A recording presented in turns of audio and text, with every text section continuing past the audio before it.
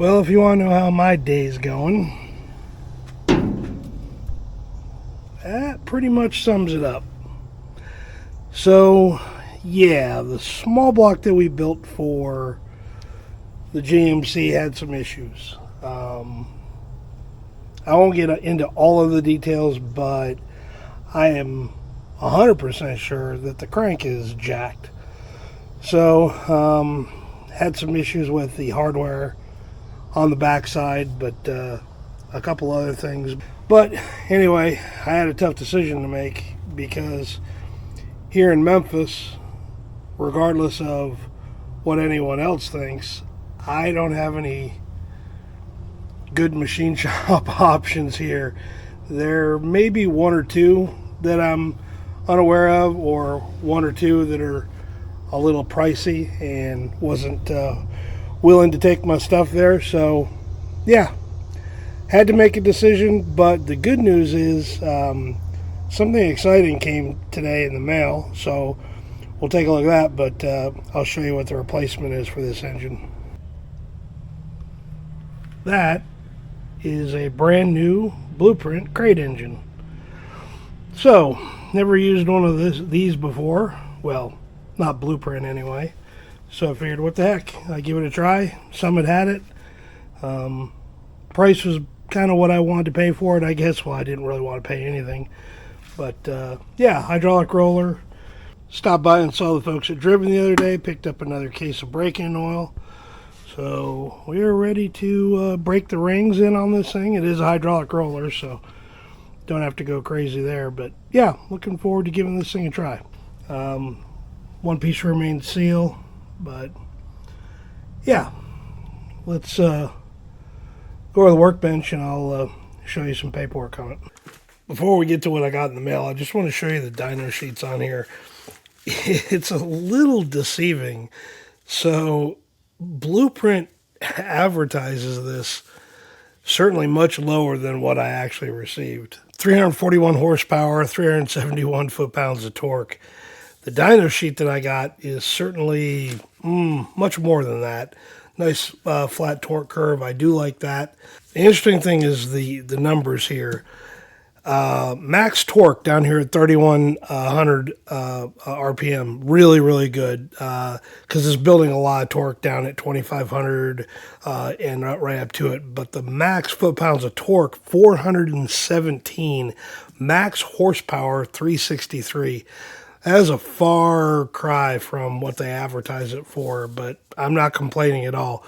But what that leads me to believe is, based on the cam profile, there is some power to be left on the table here. So a few weeks ago, I got an email from some folks up in Canada, and they had a product that they wanted me to test out, and I think it's going to be perfect for this because, one, when we get to driving it, I think it's going to physically feel a little bit better. I'm going to drive it and tune it without the with this product, and then we'll throw it on there, and then we'll make a quick trip down to a chassis dyno to see what these numbers look like. But really happy with the numbers on the crate engine. But let me show you what I got in the mail today.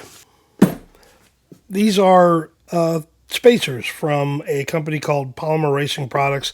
They are based in Canada. I have not opened this up yet. Other side's the address label. So let's take a look and see what they sent. So I apologize if I'm opening this from the wrong end, but it is what it is. Let's see what we got here. Oh, very interesting. These are, again, Polymer Racing Products.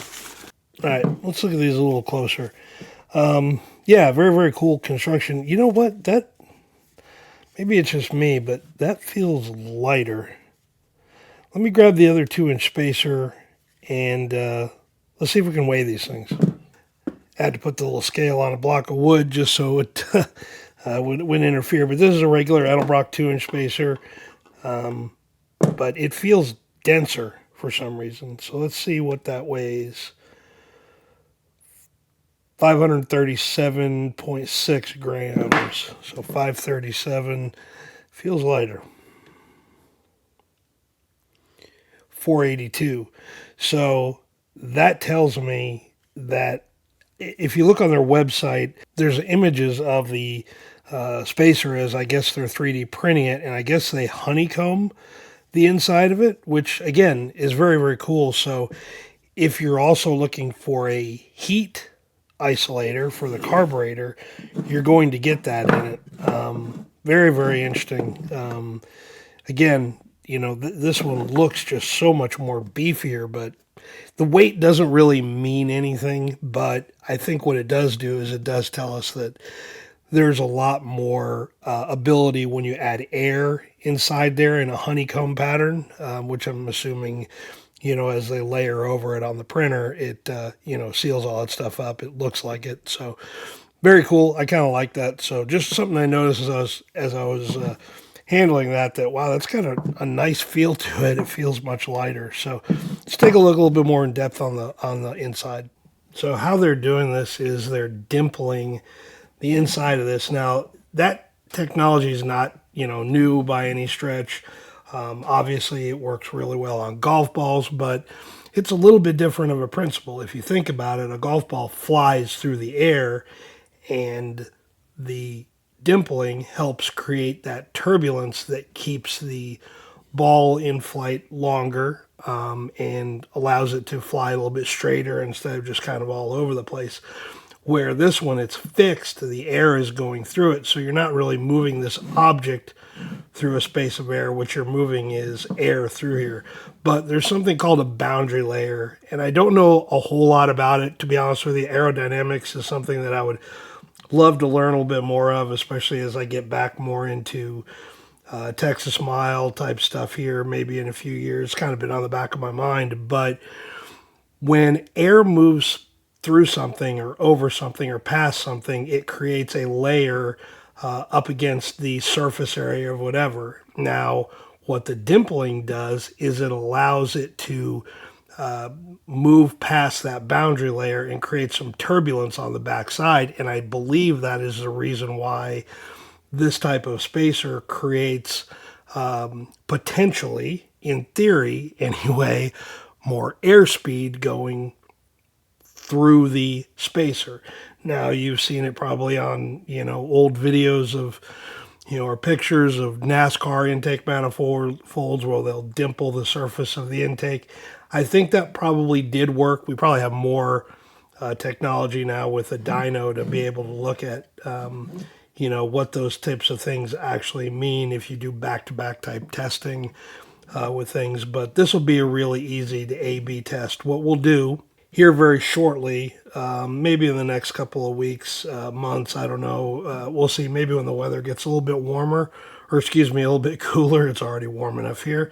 And we get to the chassis dyno with the truck. I'd like to see how that blueprint engine performs, but we'll do back to back. We'll take the 2-inch Edelbrock spacer and run it on the truck, and then make sure we're good on AFR, tuning, timing, and then we'll bolt on the spacer. I'm assuming we probably won't need to change fuel too much. We might need to, but we'll just have to see. And we'll just do it back to back and see which one performs better. To be very honest with you, I'm looking for more torque out of this. I don't need wide open horsepower on that truck. It's a 2-wheel drive truck. It's a cruiser. It's not meant for, that. But having some more torque down on the low end, that's what I'm looking for.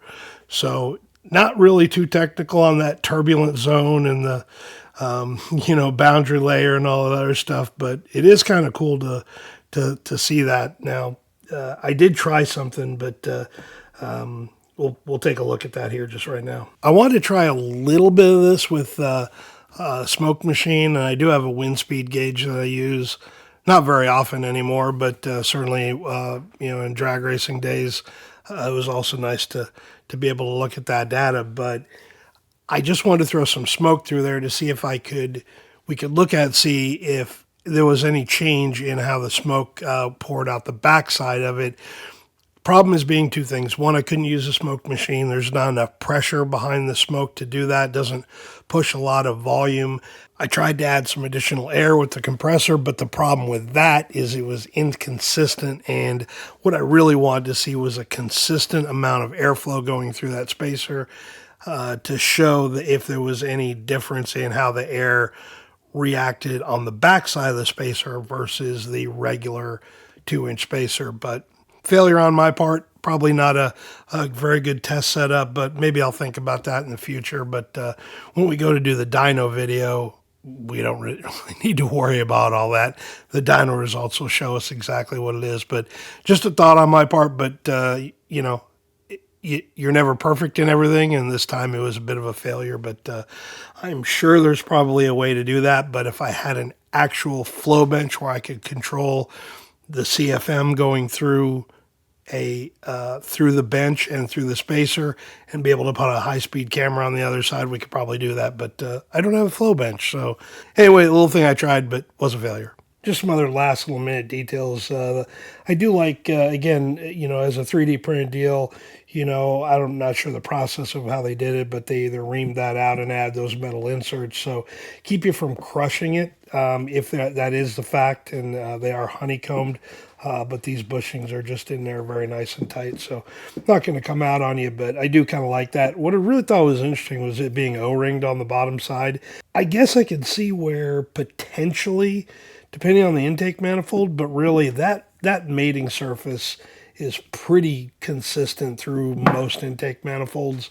It's not going to be an issue on the Performer EPS intake that's on the GMC truck, and it's not going to make a difference on either the Victor series manifold. I'm not exactly sure if I'm going to run the Victor or the Performer RPM on the big block for the Chevelle. Still kicking that around a little bit, but shouldn't be any issue with it. But yeah, just really very cool.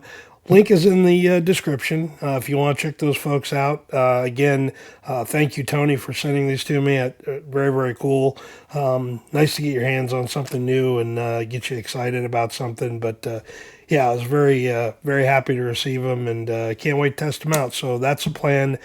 GMC truck is just about ready to roll. And then once I get a little bit of mileage on it, and get that motor broken in, we'll get to the dyno, and then we'll do a back-to-back test with the regular 2-inch spacer, and then this really killer dimpled one from Polymer Racing Products. So anyway, if you got any questions on this one, don't hesitate. Please leave them down below. Go visit their website. If you got any questions, send them a note or an email.